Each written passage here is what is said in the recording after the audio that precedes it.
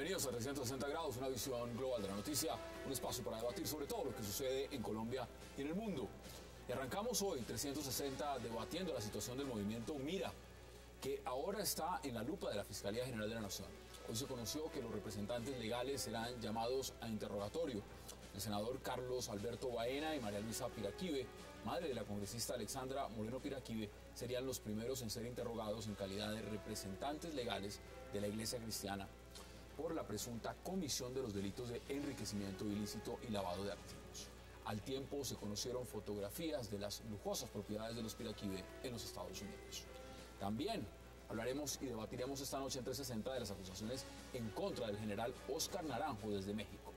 La oposición del gobierno del presidente Enrique Peña Nieto solicitó una investigación contra el exdirector de la Policía de Colombia, quien ahora es asesor en temas de seguridad del mandatario mexicano, por su presunto apoyo a grupos de autodefensa contra narcotraficantes en la parte de Michoacán, un estado que enfrenta una cruenta guerra entre civiles alzados en armas y carteles de la droga.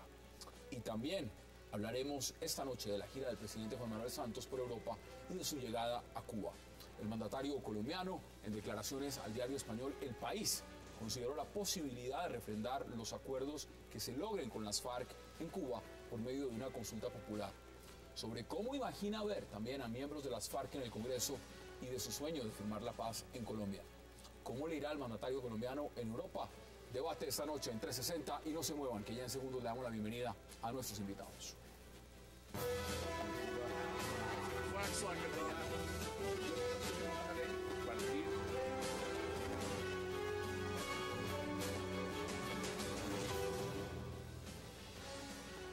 Y qué placer darle la bienvenida esta noche en 360 a Samir Bedoya, al senador Juan Carlos Vélez y a Ricardo Galán, y en próximos minutos también a Claudia López. Caballeros, qué placer y qué gusto que hayan aceptado esta invitación. Hassan, buenas noches, muchas gracias por la invitación. El gusto es todo nuestro. Samir. Buenas noches, Hassan, gracias por la invitación. No, gracias a usted además por aceptar esta invitación, porque mucho se ha hablado de Mira. Usted además es la persona más indicada, porque es el vocero, entiendo, en este momento del partido político.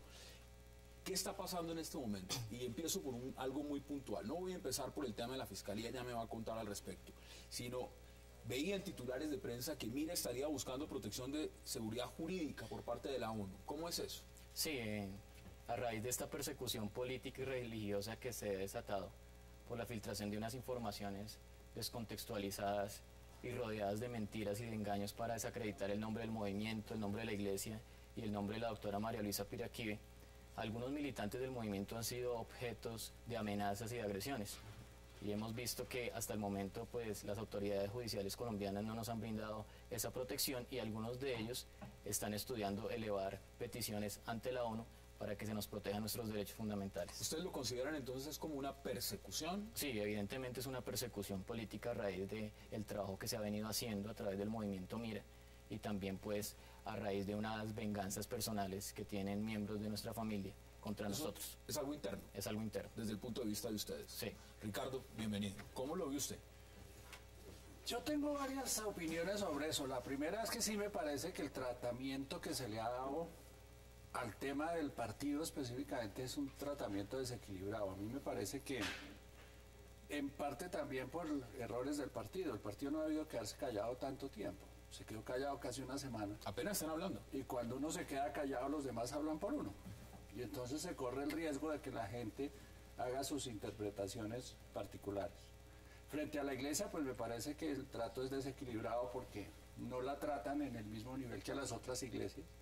A mí me pareció interesante una explicación que daba un concejal de Cali, según la cual una cosa es el reglamento y otra cosa es el tema religioso.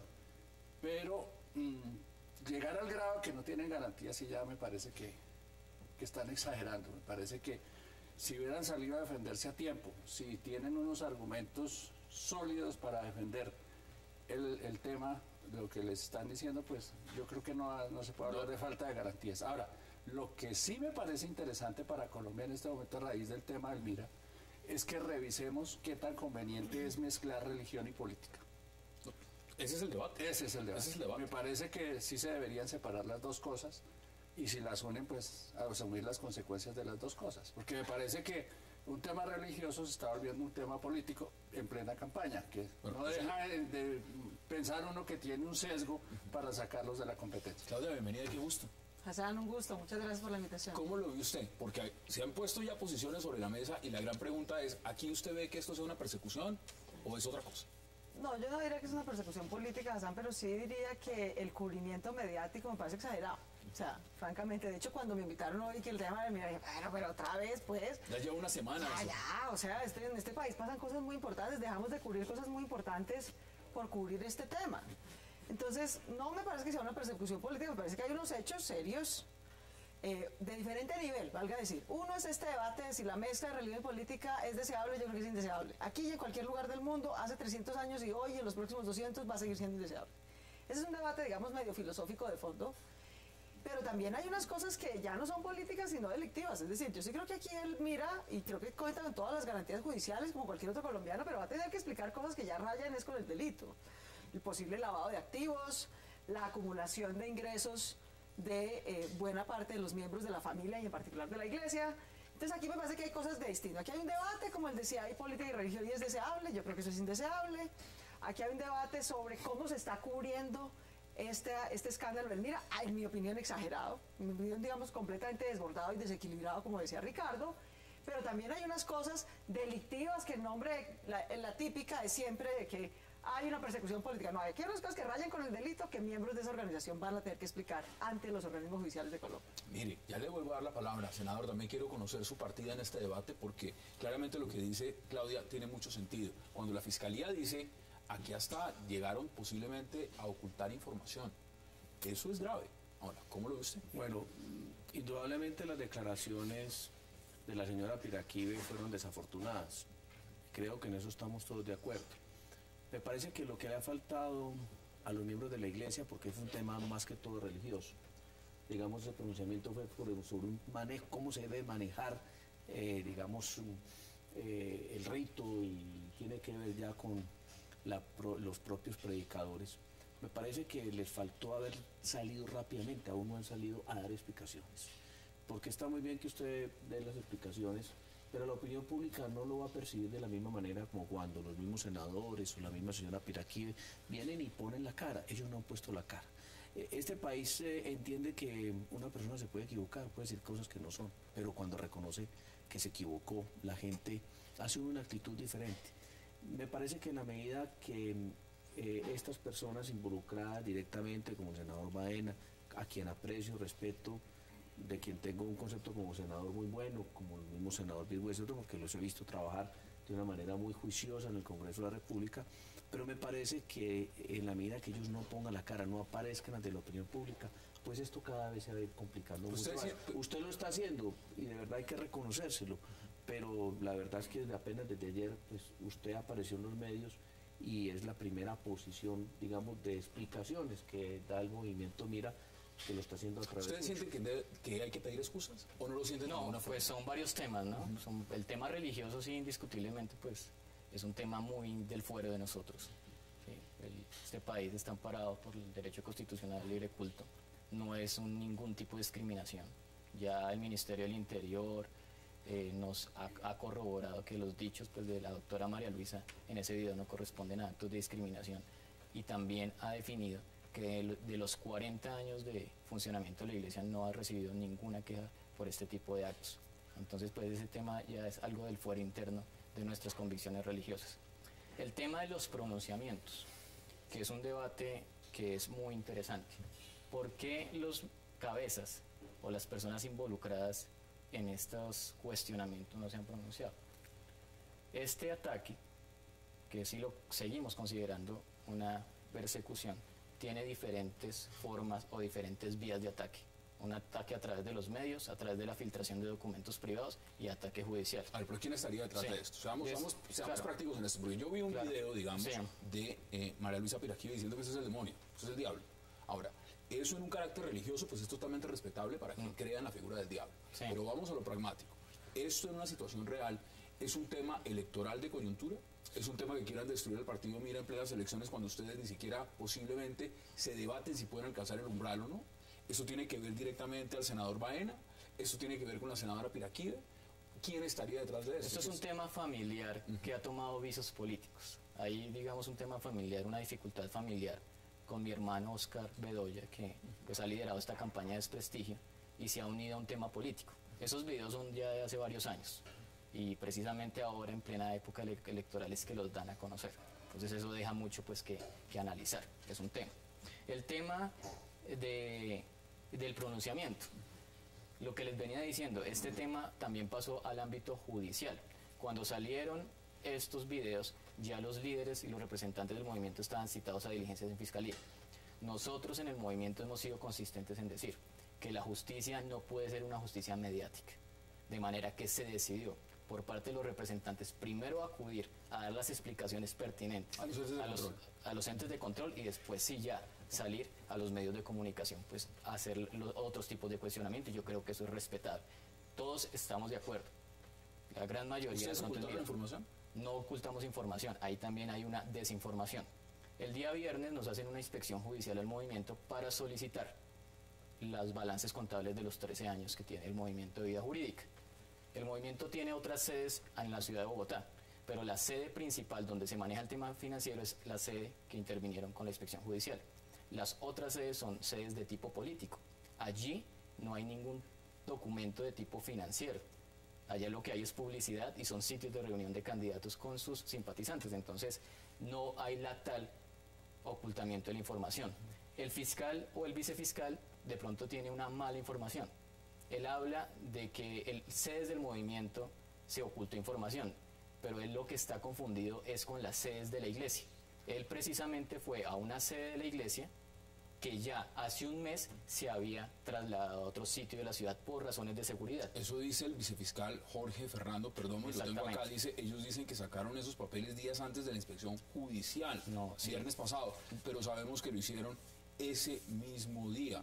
Agregó el vicefiscal, ocultar información también es un delito. El vicefiscal pues ahí está, digamos, mal informado. La oficina se mudó de ese lugar el día 30 de diciembre por razones de seguridad que están debidamente soportados en unas denuncias que se hizo a la policía judicial, porque el lugar iba a ser atracado. Entonces, políticamente, ¿esto cómo le puede afectar a Mira? Políticamente. No, pues mucho, muchísimo, la verdad. Porque el Mira es un movimiento juicioso. Digamos, yo en mi vida previa, antes de meterme en esta película... No, y además que usted ha sido juicioso haciendo análisis de todos los partidos políticos y lo demás. Exacto. Entonces, en mi vida anterior de analista política, antes de meterme candidata, la verdad yo varias veces dije públicamente, si uno compara los diferentes partidos de Colombia en su organización, en el cuidado con el que seleccionan sus candidatos, en sus reglas internas, la verdad el Mira es como un partido de lujo. A mí no me gusta que mezcle política y religión, pero esa es una opinión. Si uno lo mira en su organización interna, la selección de sus candidatos, nunca hemos visto a un candidato del Mira aliado con las FARC y con narcos. Muy juiciosos, etcétera. Puntuales. Y organizados, y tienen una organización y hacen adoctrinamiento político, le guste o no, pero lo hacen con rigurosidad, conocen a sus candidatos, no es como la mayoría de los partidos que el día de la elección empiezan a buscar a ver, pues vamos por el periódico a ver quién va a ser candidato. Entonces la verdad es que yo lamento mucho por el Mira como organización política, pese a que no comparto, digamos, su mezcla con religión, que esté en esto porque me parece que era una organización política que en muchos aspectos era ejemplar para el despelote que son los partidos en Colombia. Y esto claro que lo afecta en su reputación, en su goodwill, y yo creo, ya era muy difícil para el Mira, muy difícil. El umbral. Llegar al umbral, que es un umbral muy alto de esas elecciones de cerca de 450.000 votos. Yo no sé si esto lo va a afectar, mi impresión es que sí, y que eso puede poner en riesgo desafortunadamente que logre el umbral. Vamos a hacer nuestra primera pausa, volvemos para redondear porque tenemos 2 temas más en la agenda, vamos a la pausa en 360 y ya regresamos.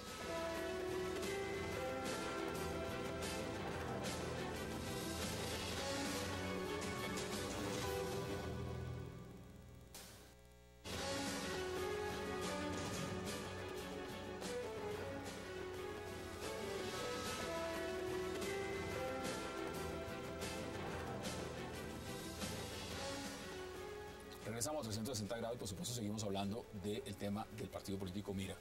¿Qué le agrega a usted? Porque se han dicho cosas. A mí me parece que hay que fijarse en la fiscalía. Las denuncias, primero, hay una confusión tanto en la fiscalía como en los medios de comunicación sobre las sospechas en donde recaen. Las sospechas recaen en la iglesia y la fiscalía se va a buscar al partido. ¿Pero no son lo mismo? En teoría no. No, no son lo Pues mismo. el partido tiene 14 años y la iglesia 40. Hay una denuncia de 2003 que uno dice, y los 10 años anteriores en donde estuvo la fiscalía, que no fue a buscar a la sede la información que dice que ahora le tapan. Ahí me parece que eso vale la pena mirarlo. Ahora, no se nos olvide que las iglesias tienen extensión de impuestos y un montón de ventajas tributarias, donde habría que hacer claridad, y eso creo que la ley no lo prevé, senador y futura senadora, es que no es claro de quién es la plata de las iglesias, si de sus fundadores o de la iglesia en su conjunto. Y sería bueno que aclararan eso. Empezar a Pues sí, matizar ese porque le punto. dicen a la familia que se enriqueció y pues sí, les dan el diezmo cada 15 días. 10%.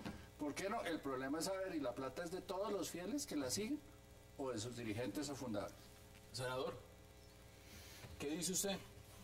Pues no, a mí me parece que pues hay que esperar a ver, insisto en las explicaciones. En la que- Justicia Show, sí, cuando no, decide las entrar explicaciones, la fiscalía a operar. es muy difícil en este momento hacer algún juicio con respecto a Almira o a la iglesia, hasta tanto no escuchemos qué nos va a explicar, por ejemplo, el senador Baena, quien es una persona de quien tengo un buen concepto como senador, pues me parece que ha sido muy juicioso, muy disciplinado, muy No hablaba. serio. Esperemos a ver qué dice. Yo creo que hay que mirar a ver cómo va evolucionando este tema, cómo va evolucionando la fiscalía, y usted lo dijo, ellos van a primero darle las explicaciones a los órganos de control y después a la opinión pública. Entonces, formarse una idea realmente de qué es lo que sucedió, si realmente hubo un lavado de activos o no, pues es muy difícil sin antes escuchar a quienes en este momento Vamos a redondear. los protagonistas. Quedan menos de 4 minutos en este El tema. tema del lavado de activos es una denuncia del 2003, como lo dice aquí el doctor. Esa denuncia fue investigada y pues la Fiscalía no halló méritos para seguir adelante. Entonces, pues ahí las cuentas del movimiento están claras, se presentan mensualmente o mejor anualmente al Consejo Nacional Electoral, son de público conocimiento. El tema de la iglesia, pues los dineros son de la iglesia y se invierten en la iglesia, en la compra de templos y en el sostenimiento de esos templos. No, ¿Y porque la eso lo expansión? hemos visto Y en la expansión. casas de 3 millones de dólares en Miami. Eso no es No, exactamente eso son informaciones que están, digamos, tergiversadas. Eso no son todas esas tienen esas casas. propiedades. Bueno, le tienen porque son personas que trabajan y con sus salarios compran, pero no son dineros de la iglesia, son dineros fruto de los salarios que ellos ¿Cuál ganan. es el salario de la señora Ah, Piraquí no, en la eso sí, iglesia? pues no lo desconozco. Porque para Sí. tener una vivienda de 3 millones de dólares en Es que Miami se necesita un salario alto. Pero es que la digamos. doctora Piraquive lleva 40 años de 40 trabajo. años. La iglesia es una iglesia que está en 49 países, más de 900 iglesias. Todo está declarado. O sea, no- Todo está declarado ante las autoridades de Estados Unidos y ante las autoridades colombianas. Si han habido instituciones en este país escrutadas, ha sido el Movimiento Mira y la Iglesia de Dios Ministerial de Jesucristo Internacional. La Dirección de Impuestos y Aduanas Nacionales tiene toda la información. Las entidades que administran impuestos en Estados Unidos tienen toda la información, todo eso está claro, nada de eso está escondido. La Iglesia como persona jurídica le aporta al movimiento, no es el único aportante, el movimiento tiene otros aportantes, otras empresas, otras personas naturales que pasan por los filtros establecidos para tal fin. Es decir, Entonces ahí no hay preocupaciones desde el punto de vista del lavado de activos y eso no No. tienen ninguna. para nada, todo está claro, la información está al día, inclusive la fiscalía en el interrogatorio le dijo a la doctora María Elisa que llevara los estados financieros de ella ya los envió a la fiscalía los estados financieros de ella de los últimos 10 años, eso no se puede cuadrar en un fin de semana. Entonces aquí hay total transparencia, tanto en el manejo de los recursos del movimiento como en el manejo de los Vamos a recursos de la redondear. Deme sus conclusiones. ¿Esto a dónde punta? ¿Dónde termina esto? No, digamos, yo le digo la verdad, a mí más que el tema político, realmente aquí me preocupa es el tema penal. A mí sí me preocupan las diferentes cosas, entre otras cosas porque él dice, es un problema familiar. Qué pena usar este término que es duro, pero es una vendetta.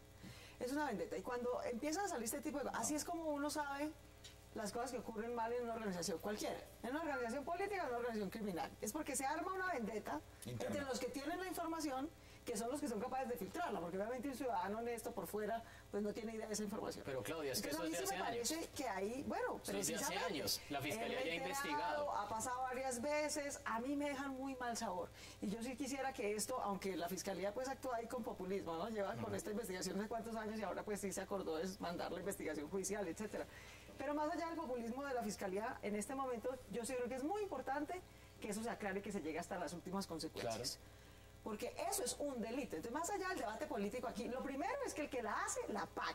Que si hay lavado de activos, se sancione y de la manera más drástica. Y si no hay, que si hay también, evasión de también. impuestos, Y si no hay, que también. se comunique. Y que si no hay, que se informe, por Claro, supuesto. a la Pero a mí me opinión parece pública. que ya hay demasiada información muy complicada que yo creo que lo importante es que sea claro. El tema político ya veremos, si les va bien en las elecciones o no las elecciones, la política va a seguir. Eso, Y se no es define un ese delito. día. Pero que se aclare lo delictivo primero. Y se va a aclarar y esperamos que cuando se aclare pues también haya esa misma despliegue que como cuando se No nos va a está pasar nunca, condenando. pero bueno. Eso no va a pasar. Pero, Eso nunca pero pasa. personas como usted sí puede pasar. En 20 segundos, denme sus conclusiones. Bueno, en 40. Eso no va a pasar. Que cuando- Es muy fácil dar palo. Ah, no, Sí, claro, por eso es muy fácil. supuesto, y ya eso va a pasar cuando no haya campaña electoral y el Mira no esté, en los votos del Mira no esté interesado nadie. Pero sí me parece es que lo que el país debería reflexionar o lo que deberíamos reflexionar es si aprovechamos la coyuntura y el tema para separar de una vez por todas religión y política. Yo no sé si vía reglamentaria o cuál sea el sistema, pero no me parece una buena combinación. Religión, política, fútbol y billete. Ahí están las posiciones. Vamos a cambiar de tema. Y cambiando de tema, pues quiero empezar por Claudia también, porque este tema usted sí que lo ha tratado.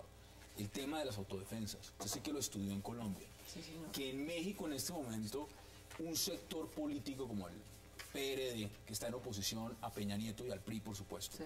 acusan al general Naranjo de decir que ha sido de pronto promotor o que está detrás de las autodefensas en México. ¿Usted cómo recibe esa noticia? Pues hombre, con sospecha, la verdad, yo me imagino al general Naranjo haciendo todo menos organizando paramilitares en México, francamente. Me parece que ahí debe haber un exabrupto, una cosa que ya ha venido sucediendo en el pasado, digamos, de que hay inquina, pues, de que un general colombiano vaya a asesorar al gobierno mexicano. Eso desde el día 1. Entonces me parece que algo lo de eso apoyas de por sí. algo de eso debe haber. Segundo, pues, hay muchos, y aquí esto es una vendetta, es una vendetta, un juego de niños. En México realmente, decía un amigo mío, Gustavo Duncan, que ha analizado también mucho este tema, decía, Claudia, la diferencia entre México y Colombia es que en México el presidente dice quién puede ser narcotraficante. En Colombia los narcotraficantes dicen quién puede ser presidente. Y esa lógica se rompió, digamos, con la democratización de México. El PRI, que era un aparato pues dominante, único partido, tenía muchas cosas negativas, pero una de las cosas positivas que tenía era que tenía control sobre lo legal y lo ilegal. Y le ponía reglas, digamos, a la ilegalidad. Eso se rompió con la democratización, ¿cierto? Y en buena medida por eso está todo el tema, digamos, de crimen organizado disparado en México, además pues porque tiene al lado, ese era más o menos algo Es que decir, iba naturalmente a ocurrir, porque tiene el mercado más grande al lado, que es el de los al lado. Estados Unidos, y todas las ventajas comparativas para explotarlo. Ahora, aunque se usa la misma palabra, lo que quiere decir autodefensas en México no tiene nada que ver con lo que quiere decir autodefensa en la historia de Colombia. Se usa la misma palabra, pero son dos cosas muy distintas. En México nunca ha habido guerrilla, pues la guerrilla, digamos, del ZLN, que no fue una cosa, digamos, importante, fue una revolución hace más de un siglo. En Colombia, las autodefensas y el paramilitarismo están directamente ligadas al tema contrainsurgente, primero en su origen histórico. Segundo, fueron directamente promovidas por el Estado, incluso durante más de 4 décadas fueron legales, ¿cierto? Los grupos de autodefensa, entonces se promovieron por el Estado, ¿cierto? En parte como una respuesta a la contrainsurgencia, y después, en los 80s, terminaron cooptadas por el narcotráfico. En México, en cambio, no tienen ningún carácter contrainsurgente, ¿sí? Es al contrario, están saliendo no promovidas por el Estado, sino realmente como autodefensas, digamos, Se están formando unos para- ciudadanos que se están armando con mano propia.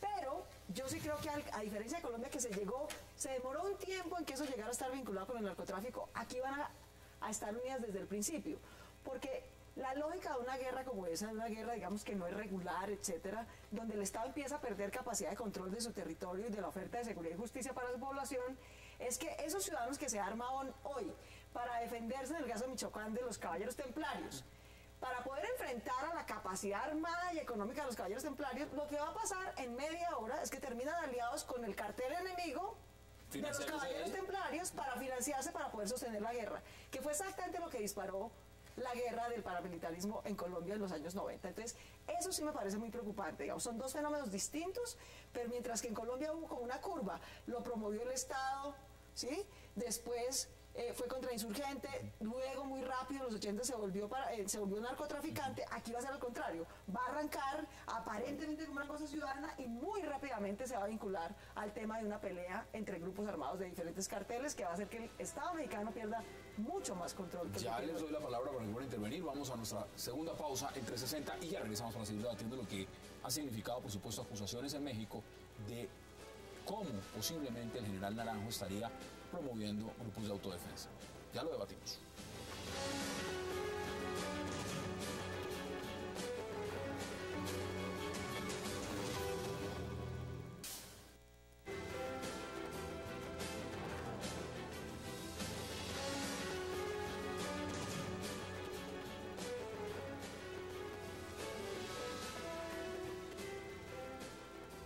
Regresamos al 360. Mire, senador, para nadie es un secreto que cuando llegó el general Naranjo a México como asesor de Enrique Peña Nieto, eso levantó ampollas, especialmente entre los militares. El manejo del combate al narcotráfico allá no ha sido como en Colombia, es distinto, pensando que la policía no es una policía unificada, es una policía que está estatal y es un tema diferente. Ahora, ¿eso cree usted que de alguna u otra manera también tiene un componente político? Y es que sabemos que el general Naranjo es una ficha importante hoy en día en la parte estratégica del presidente Juan Manuel Santos. Y de alguna forma, cualquier ataque directo contra el general Naranjo también es un ataque directo contra el presidente y su deseo reeleccionista. ¿Usted cómo analiza lo que está pasando? Bueno, desde el punto de vista político, pues tenemos un muy buen concepto del general Naranjo. Fue un gran policía.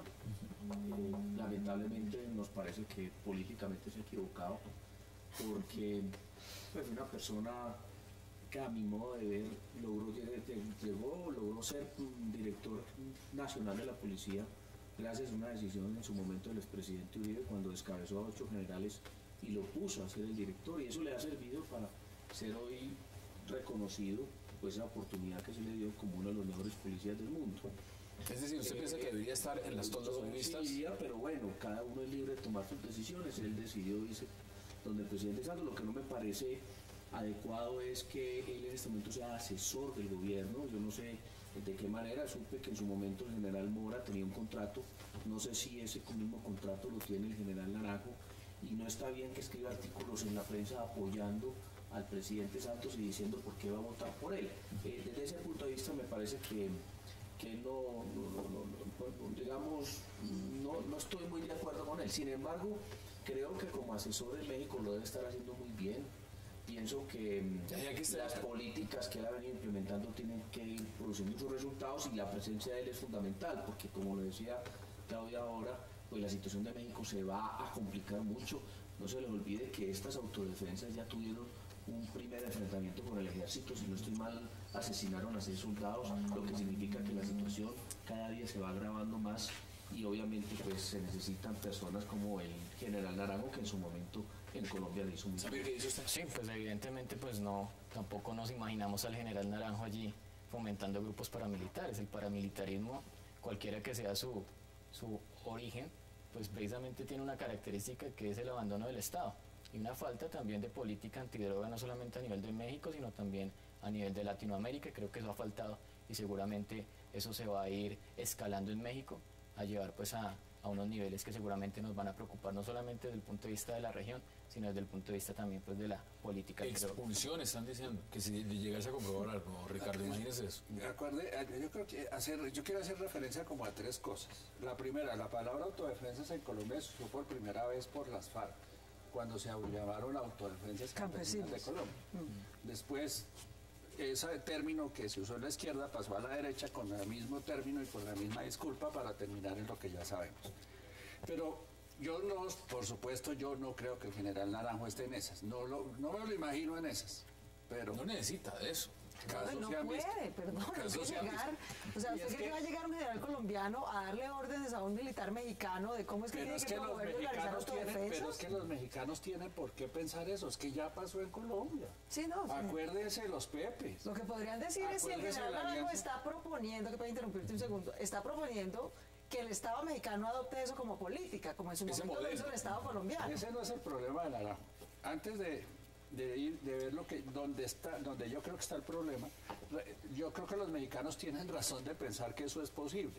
Acordémonos de la Alianza Cartel de Cali, Pepes, autodefensas y policía para dar de baja a Pablo Escobar. Cuando uno repasa la historia reciente de Colombia, y la tenemos en televisión puesta a las 11 de la noche, pues llevamos 2 años mostrando. Yo los mexicanos también, sí, yo me preocuparía, y eso de estarse viendo en México ahorita, entonces yo sí me preocuparía. Pero yo creo que donde está el problema es en cuando Naranjo empezó a asesorar al gobierno mexicano, lo primero que dijo, y el presidente de México debe estar por tomar esa decisión, es que no se podían permitir tantas policías, porque es que hay policía local, policía regional, policía departamental. Totalmente diciendo Colombia. Una sola policía. Esa es la decisión que debe estar por tomar Peña Nieto, y viene el escándalo para evitar que la tome, porque es que todas esas policías son independientes, la mayoría de esas policías son corruptas, deciden con quién se alían y con tienen quién no. alianzas con los carteles. Recordemos que había una que funcionaba con el cartel de Sinaloa. Ese es el problema. El problema es que Peña Nieto debe estar por tomar esa decisión. Y lo otro que tiene Naranjo, que en México molesta mucho, pues es la cercanía con el gobierno de los Estados Unidos. Innegable. ¿Eso políticamente, Claudia, le va a afectar o no en Colombia? ¿O es un hombre con efecto teflón? La popularidad de Naranjo es muy alta. Sí, sí, y además me parece que es un hombre increíblemente habilidoso. Mejor dicho, más que buen policía, el general Naranjo lo que es un político impresionante, un hombre que es capaz de manejar el lobby, los medios, como pocas personas en Colombia, así que yo supongo que él sorteará este pequeño escándalo de la mejor manera para él. Pero yo creo que lo mejor, si yo pudiera mandar desde aquí un mensaje al general Naranjo, es: nos necesitamos más concretando el proceso de paz, a ver si terminamos ese proceso de paz rapidito, a ver si las FARC nos dejan de usar el proceso, Como quien dice, poniendo ojalá, bombazos échame. para ganar espacio en la negociación, y el gobierno dilatando la negociación para ganar en su reelección. Entonces, ¿por qué no más bien general Naranjo se concentra en la negociación de Colombia, a ver si nos dejan de dar plomo ¿No en lo ve como Colombia? ficha en la vicepresidencia? Puede que sí, Puede que sí. pero puede Pero que sí. entiendo que- pero entiendo Insisto, que el contrato que si tiene le bien dieron jugoso, la tarea, y a mí me allá parece en bien que se la hayan dado, de estar en el equipo negociador de Colombia, ¿por qué no nos hace un favor y viene a terminar la paz que harta falta que nos hace terminar eso rápido? ¿Qué dice usted? O sea que sí. Pues Señor Peña Nieto, por favor, échelo. Yo Está pienso- hablando por acá. O sea, mira, Aquí, tengo- hermano, que esto es más urgente que Tengo la asesorar a creencia México. que ese contrato que tiene es bastante jugoso. Y yo creo que más bien lo que Pues él él no- pensará hacer es concentrarse a adelantar su trabajo en México que irse para Cuba a lidiar a Creo estos que le interesa más la paz de Colombia que Yo la creo plata de que México. a pocos generales se les aparece la oportunidad de hacer un capital en la vida después de que dejan de ser. Después de retiro. Sí, Claro. y la pensión no es muy buena, parece, ¿no? Conclúyame usted este debate, Samir, porque vamos a hablar también del presidente Santos y una entrevista que dio al diario El País de España. El tema cobra relevancia porque evidentemente el general Naranjo es una ficha para la vicepresidencia de Santos. Entonces por eso toma relevancia tanto aquí como en México. Esa sería como la ¿Usted cree que conclusión. haría una mejor labor en la vicepresidencia? Como dice Claudia, debería estar en La Habana concentrándose más bien en finiquitar por lo menos esa agenda presidencial. Usted Pero el no cree proceso de paz no se va a vicepresidente, acabar. Claudia solo dijo que Claro. negociara. El proceso de paz no se va a acabar Es una ahora. posibilidad, ¿no? Exacto. Ese proceso de paz, así con todo y el deseo de Claudia, no se va a acabar antes de las elecciones presidenciales. Entonces Naranjo va como fórmula vicepresidencial. Ah, caray. del O sea, proceso. se lleva el pronóstico. Ya ese es el pronóstico que nosotros hacemos. Bueno, aquí cambiamos de tema rapidito. Ricardo, Señor. ¿cómo vio la entrevista del presidente Santos en El País de España y lo que dijo? Nada nuevo, yo no vi ahí. No, muy reportaje, No, ¿no? me parece un reportaje muy bien escrito. Me parece que noticia no encontré. Matices. Por ejemplo, me pareció positivo ver que el presidente ya entendió que la paz no va a salir en un año, pues, que eso se demora y que hay que dar tiempo y que hay que tener paciencia. Ahora que está favorable las Me encuestas parece también. que el otro matiz que encontré es que nos está preparando para cosas que no nos van a gustar cuando dice que es que si no presenta el paquete completo no se lo compramos. Que es que si empieza a mostrar acuerdos que ya hay, eso lo va a rechazar la gente. Entonces como que le empieza uno a decir esto viene grave, esto viene duro y iremos a ver qué le compramos. Pero Embelleciendo el sapo de noticia no, pronto. me parece es que sería lo interesante es el final de la gira. ¿A dónde va a terminar esa gira? En Cuba. Y lo que se está diciendo hoy de viajeros hacia La Habana, ¿no? ¿Usted cómo lo ve? No, a mí me parece que es una noticia importante. ¿Cuál es? Y es que él prácticamente ya descartó la posibilidad del referéndum. Ya habló de sí, consulta. señor. Ya habló de otras cosas. Tanta lidia que dieron el año pasado, ya debatimos en el Congreso, nosotros nos Pero lo oponíamos al aprobaron, referéndum, además. lo denominamos el referendo armado por la paz, se aprobó el referéndum, tiene todos los problemas de constitucionalidad, el presidente lo defendió a más no poder, la coalición de gobierno igualmente, y hoy lo hundió. Dijo, ya no es referendo y no consulta. Consulta es muy diferente a referendo. Consulta no puede modificar la Constitución, consulta no puede modificar las leyes, consulta simplemente se refiere a temas Pero administrativos. ojo, senador, porque él no dice que va a ser una consulta, sino que hay otras formas de consulta. otras posibilidades. Y en No. esa puede estar su No. propuesta de la Asamblea Constituyente. Puede ser la constituyente, pero para la justicia. Yo he sido Las muy bases claro. constituyentes no firman nada. Pero yo he sido muy claro. La reforma a la justicia en este país hay que hacerla por constituyente. No hay posibilidad alguna de hacerla en el Congreso de la República. Pero no nos salgamos del Pero se tema. están prometiendo. A mí me parece que el presidente dio un mensaje claro. Ya el referendo ya no hay posibilidad alguna de tramitarlo. Se hizo todo el esfuerzo posible para que se pudiera votar el mismo día de las elecciones. Definitivamente ya sabemos que no va a haber paz ni acuerdo de paz, como usted bien lo decía o como usted lo decían, antes de la segunda vuelta presidencial, porque el proceso de paz se va a utilizar como una herramienta electoral del propio presidente Santos, y va a montar su campaña toda en el proceso de paz. Entonces, si le firman el acuerdo de paz antes de la segunda vuelta, pues se le cae todo el andamiaje de su campaña. El presidente dice algo similar a lo que está diciendo, no sé si está de acuerdo con el senador Vélez, dice que se lanza a la reelección porque tiene la responsabilidad de firmar la paz, es decir, la responsabilidad. Es decir, ¿la paz pasa por él o los demás pueden firmarla? Mira, a mí me parece que aquí los dos presidenciales, más allá de lo que el presidente dijo, no, eso es un publireportaje lleno de refritos pues para la galería internacional, que aquí no son gran noticia. Pero yo creo que aquí lo grave son dos cosas. Uno, ni el gobierno ni las FARC tienen sentido de urgencia para culminar esa negociación, y eso es grave. Y eso es grave. Porque aquí nos van a seguir las FARC levantando a plomo, como lo están haciendo en el Cauca, por cuenta de que así creen que ganan espacio en la negociación. Entonces, entre más se alargue la negociación, más nos van a levantar a plomo unos civiles inermes. Y el presidente anda en el plan de dilatar la negociación para hacerse sentir indispensable en la negociación de paz. Esa es una manipulación política inaceptable. Entonces, yo creo que aquí los ciudadanos, que somos los que pagamos con nuestro pellejo esta guerra, tenemos que hacerle sentir al gobierno y a las FARC que esto es con sentido de urgencia, que tiene que culminar, y sí, y ojalá antes de que lleguemos a las presidenciales tener un acuerdo concreto, por lo menos sobre 2 puntos más de la agenda. Yo no veo por qué tenemos que seguir dilatando, se van un mes de vacaciones, duran 3 semanas entre ronda y ronda. O sea, yo he apoyado esta negociación del todo, me parece que su metodología avanzó, pero creo que no podemos quedar los ciudadanos inermes en medio de lo que le conviene al gobierno para su reelección y lo que le conviene a las FARC como plomera para la negociación. Ese es el primer punto. Y lo segundo, si lo llaman consulta, si lo llaman referendo, yo sé que eso tiene implicaciones políticas y jurídicas importantes, pero a mí me parece, conociendo al presidente Santos, que hoy dice sí, mañana se corre, luego dice que no, en lo que hay que mantener al gobierno de las FARC firmes es en que vamos a ser nosotros, los ciudadanos de Colombia, los que con nuestro voto en las urnas vamos a decidir si avalamos o no lo que se negoció. Porque me parece que esa es la contracara al hecho. Si no se avala, pues digamos, el presidente tendría legitimidad. Se tendrán que asumir las consecuencias políticas. Es que aquí el problema no es qué pasa con el presidente, sino qué pasa con nosotros, qué pasa con la paz de Colombia. Claro que la contracara de una negociación, que yo creo que está bien, no puede ser en los micrófonos, debe ser discreta, etcétera. La contracara es que no pueden ser 10 señores pues firmando lo que se les ocurra.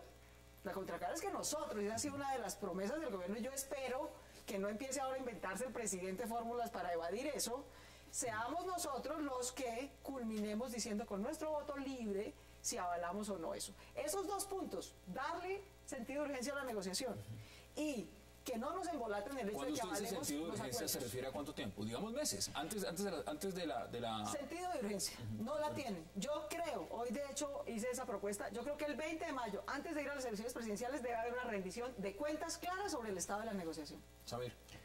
Nosotros pues pensamos que el presidente Santos fue a buscar una legitimidad en un proceso de paz que en Colombia está desgastado. Evidentemente las personas no le apuestan a ese proceso de paz, ven un proceso de paz largo, un proceso de paz tedioso que en estos momentos no está dando ningún resultado. Vemos, como lo dice Claudia, que las FARC están arreciando su arremetida militar. ¿No creen la necesidad del proceso?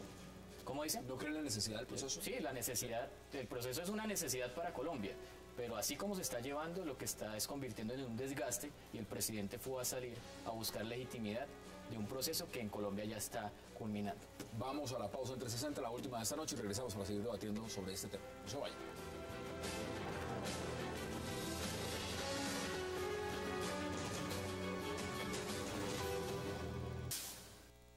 ¿Se imagina usted a Iván Márquez, uno de los líderes guerrilleros que negocian en La Habana, sentado en el Congreso? Me imagino a representantes de las FARC sentados en el Congreso. De eso se trata el proceso, que dejen las armas y que sigan con sus ideales. Regresamos 360, entramos en la recta final. Aquí hay un punto, pues veíamos extractos de la pregunta y la respuesta que daba el presidente en el diario El País, pero también ustedes ya hablaron del tema de la consulta popular, la referendación y demás. Habla de los enemigos de la paz y de la propaganda negra, pero no habla de la tregua navideña, no habla de la bomba, digamos, en Pradera. ¿Esos puntos se debieron tocar también, Ricardo? Tengo entendido, seguramente no habla la bomba porque la entrevista la dio hace como una semana, antes de eso, y seguramente el periódico no tuvo tiempo de actualizarla. Pero pues no va a hablar de eso cuando no le conviene. Pero entonces los enemigos de la paz, ¿quiénes son? Son los políticos que están oponiéndose al proceso, pero la propia FARC no es en alguna medida enemiga del proceso. Eso son cháchara. Eso es pura estrategia política. Pues si a eso nos vamos, entonces el ministro de Defensa sería un enemigo de la paz. Y el mismo Santos, cuando sale a decirles terroristas, brutos, se equivocaron, no vale la pena ponerle cuidado. Claudia, ¿qué dice usted? Sí, a mí realmente lo que me parece un desastre, yo estoy de acuerdo con Ricardo, pues que eso es pólvora para gallinazos, pero a mí realmente lo que me parece un desastre es que el presidente salga en una entrevista a decir que espera ver a los señores de las FARC en el Congreso. Una para que ni siquiera le hable a los señores de las FARC, como para ponérselas a ofrecérselas de gratis en una entrevista internacional. Yo creo que aquí es muy importante manejar este proceso de paz. A mí Santos me parece un mal presidente casi para todo, pero se echó esto que es un proceso fundamental para el futuro del país e impopular. Y mal hace el presidente en echarle leña al fuego. Lo que los colombianos esperamos es que primero los señores de las FARC respondan a las víctimas de las FARC, respondan por sus crímenes ante la justicia y luego veremos cómo se reincorporan a la política, porque efectivamente de eso se trata la paz, de que luego de que haya una justicia transicional puedan efectivamente sin armas ingresar a la vida política. ¿Por qué se empezó entonces negociando el segundo punto en participación política? No, pero fíjate que, es que eso es lo que me parece increíble. O sea, pueda que el orden no sea el correcto, pero digamos, ya se negoció una cosa de negociación política en un punto en el que por ninguna parte se mencionan curules para las FARC. Bueno, de lo que se está hablando es, en buena hora, creo yo, de darle representación política a unas regiones y poblaciones de Colombia que evidentemente por cuenta de la guerra han estado subrepresentadas en el sistema político colombiano. Cuando se logra tener ese acuerdo, que me parece que es sensato, útil para el país, con o sin FARC deberíamos haber hecho esa reforma como casi todas las otras que estamos haciendo, el presidente sale alegremente por dárselas de simpático a ofrecer cosas que no se pueden ofrecer alegremente cuando uno está en la mitad de una negociación. No me parece que eso sea, digamos, conveniente ni para él ni para la negociación. ¿Venderían titulares? ¿Qué dice usted, senador? Bueno, lo primero es que el presidente Santos pues ha tratado siempre de calificar al uribismo como el gran enemigo de la paz. Él lo dice de otra manera diferente, hasta nos ha calificado de buitres, inclusive gravísimo. En ciertas ocasiones nos ha calificado como representantes de la extrema derecha. Y eso pues en este país es peligroso hacerlo porque es ponerle una lápida a una persona. Si yo soy uribista y el presidente dice que yo hago parte de la extrema derecha, pues prácticamente me está poniendo una lápida al cuello y eso no debe ser así. Aquí somos amigos de la paz todos, incluyendo a los uribistas. Claro que hoy me gustó mucho la intervención del vicepresidente porque él aclaró quiénes son los verdaderos enemigos de la paz. Y los enemigos de la paz son las FARC. Eso es claro. Por una parte. Por otra parte, esa declaración del presidente diciendo que quiere ver a los guerrilleros en el Congreso es desafortunada. Eso a la opinión pública no le cayó bien. Y también, pues, uno no entiende, por ejemplo, mire el caso mío. Yo no puedo ir al Congreso, pues no puedo aspirar al Senado, porque la ley no me lo permite. ¿Te lo impide, sí? Sí, yo no puedo ir al Senado. Yo quería ir por el Centro Democrático. Yo fui elegido por la U. ¿Te lo permite? Bastaba con que renunciaras un año antes. No, sí, pero en el momento que iba a suceder, en el momento que se dio ese tiempo, ese momento, el presidente Uribe no había definido si iba a aspirar al Senado. Bueno, no teníamos los temas claros. Pero no puedo ir, lo dice la ley. Pero también la ley igualmente dice que quien haya cometido delitos de lesa humanidad no puede ir al Congreso de la República. Entonces a mí me parece que el presidente Santos no puede ir diciendo las cosas tan tranquilamente, en el sentido de, hombre, sí, vamos a ver a los guerrilleros en el Congreso cuando la ley ni la Constitución lo permiten. Entonces hay que tener cuidado con ese tipo de declaraciones que lo que hacen es hacerlo quedar mal. ¿Usted le ve desafortunadas las declaraciones también? Sí, claro, muy desafortunadas porque pues en momentos en que se está negociando el proceso de paz, pero también están en juego unas minorías políticas, pues no tiene sentido que él salga y diga que quiere ver representantes de las FARC en el Congreso, cuando hay unas minorías que han hecho el juego dentro de las reglas democráticas e institucionales. Hay un tema con el que quiero concluir. Ese es un buen punto. Partidos como el Mira no tienen, casi que están sin oxígeno y sin posibilidad de volver al Congreso, y el presidente queriendo poner a las FARC ahí. Claro. ¿Visto así? Pero a ver, esas no son las reglas del juego. Los progresistas tampoco la tienen fácil. Y son gente que está jugando dentro de las reglas democráticas, nunca se han rebelado contra el Estado, no han secuestrado, no han matado a nadie, no narcotrafican, y resulta que le va a salir más fácil a los criminales llegar al Congreso. Pues es el titular con el que está el artículo. Sí, ahora, me queda menos de un minuto para que cada uno en 20 segundos me dé sus conclusiones, sobre todo sobre un punto, y es el siguiente. Si uno lee la entrevista, también vale la pena preguntarse si el presidente hasta este punto debería sentirse satisfecho de lo acordado en esta negociación. ¿Usted cree que hay los suficientes puntos para estar satisfecho de lo que ha pasado? Sí, yo creo que en algo más de año y medio ya haya 2 de 5 puntos de la agenda es un buen balance. Pero yo insisto, apoyamos el proceso, pero sin manipulación del presidente para su reelección y sin plomera de las FARC para ganar capacidad en la negociación. Porque si van a seguir en eso, entonces, por favor, sentido de urgencia. Antes de las elecciones presidenciales, los colombianos tenemos derecho a saber cuál es la rendición de cuentas de la negociación y en qué estado vamos en las elecciones respecto a ese tema. 20 segundos, ¿sabe?